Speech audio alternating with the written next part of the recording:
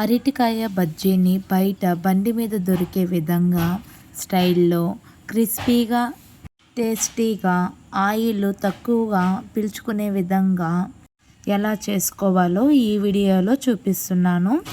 అరటికాయకున్న తొక్కను తీసి పక్కన పెట్టుకోవాలండి. అరటికాయని మరీ మందంగా కాకుండా కొంచెం తిక్కుగా ఉండాలండి. మనం కట్ చేసిన ముక్కలను వాటర్లో వేసుకొని కొంచెం సాల్ట్ వేసుకొని పక్కన పెట్టుకోవాలండి. ఇప్పుడు ఒక బౌల్ తీసుకొనేసి నేను శక్తి బజ్జీ బోండా పౌడర్ని నేను యూజ్ చేస్తున్నానండి.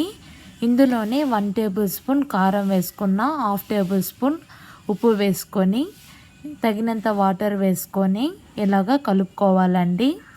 బాగా మిక్స్ చేసుకోవాలి. చూపించిన విధంగా కొంచెం పల్చగా ఉండాలండి లిక్విడ్. స్టవ్ ఆన్ చేసుకొని ఇప్పుడు ఒక కడాయి పెట్టుకొనేసి తగినంత ఆయిల్ వేసుకొని ఆయిల్ హీట్ అయ్యేలోపు మనం అరటికాయని ఇలాగా పీల్ తీసుకొని పక్కన పెట్టుకుందామండి.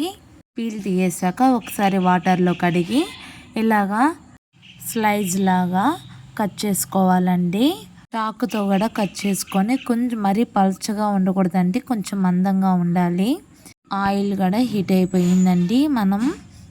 మనం కలిపి పెట్టుకున్న పిండిలో అరటికాయ ముక్కని ఇలాగ వేసుకొని 2 వైపులా ఇలా పిండిని పట్టించి ఆయిల్ ఇలాగ వేసుకోవాలండి. వేసిన వెంటనే తిప్పకూడదు. ఒక 5 మినిట్స్ తర్వాత కలబెట్టుకోవాలండి. చూపించిన విధంగా అన్నిటిని వేసుకొని ఇలాగ ఫ్రై చేసుకోవాలండి. దీనికి కాంబినేషన్గా కారం బాగుంటుందండి. ఎవరైతే మన ఛానల్ని ఫస్ట్ టైం చూస్తున్నారో ప్లీజ్ అండి లైక్ చేయండి, షేర్ చేయండి, సబ్స్క్రైబ్ చేయండి.